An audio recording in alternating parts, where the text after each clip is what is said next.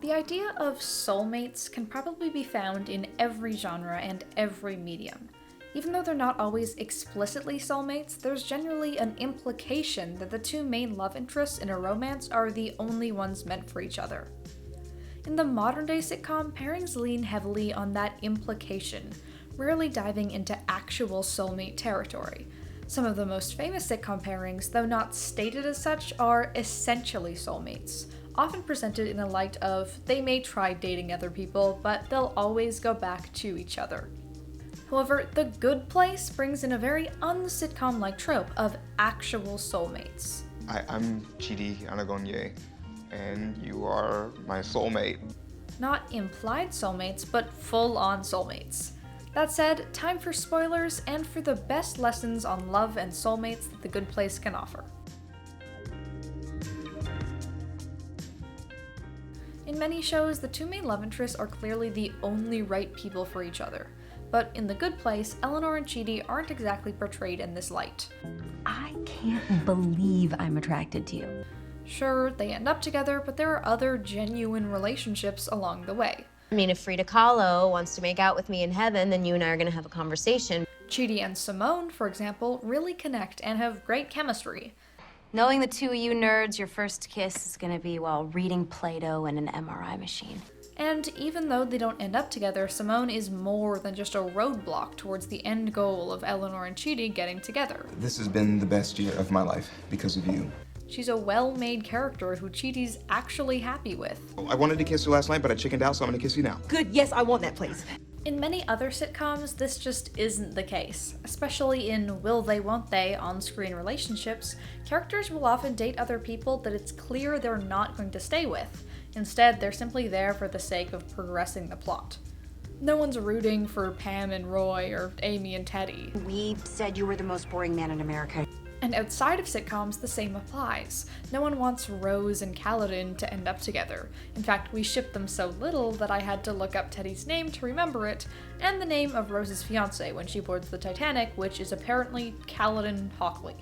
Of course, Eleanor and Chidi are also a great pairing. For most fans, probably a better pairing than Chidi and Simone. But they aren't the end-all be-all unbeatable relationship. They're just a good relationship. Creator Michael Schur talked about this concept in an interview with Bustle, using his own relationship with his wife as an example. He said that he's totally aware that there's a version of the multiverse out there where she and I are just very good friends, and that ultimately there are different circumstances when you meet different people at different moments in your life. This quote quite perfectly encapsulates what this aspect of Chidi and Eleanor's relationship is all about. They work great together, but if things had happened differently, there's no doubt that each would have found other, different but still great, pairings. One pitfall of soulmates on screen is that their love can far too often be driven by the fact that they're soulmates, regardless of how the characters actually feel about each other. In The Good Place, however, it seems that Chidi and Eleanor don't love each other because they're supposedly soulmates. In fact, they're quite apprehensive at first. Instead, they love each other because they genuinely love each other. Specifically in Chidi's case, this is especially clear. In one of the reboots, when quote-unquote real Eleanor confesses her love for him, he doesn't reciprocate despite being told they're soulmates. Because they may be told they're soulmates, but the other Eleanor just isn't the same. One of the biggest criticisms to be made when it comes to the soulmate trope is how it often feels as if the relationship works just because, for no reason other than the characters being soulmates. But Eleanor and Chidi are specifically framed as people who don't work together. You and I are very different. Yeah, I noticed. They see the world in very different ways. Eleanor is an Arizona trash bag. Yep. Her words, not mine. Totally. And once told me that her greatest accomplishment was breaking into Charles Barkley's house. And are hesitant to admit even to themselves that they like each other. I love you. Ugh, that's embarrassing. And to start dating, Eleanor and Chidi both need to overcome personal flaws and work to have a relationship that functions in a healthy way. But I'm a different person now. Because of the person who helped me. And that's ultimately one of the best takeaways to get from their relationship. Even in relationships where those involved are pretty perfect to be with each other, there's still work required. work that they often do together by helping each other become better people. You studied philosophy together? For example, to be in a healthy relationship with Chidi, Eleanor needs to overcome a lot of the personal flaws she has that were very apparent on Earth. You have a second to talk about the environment? No, buzz off, whale humper.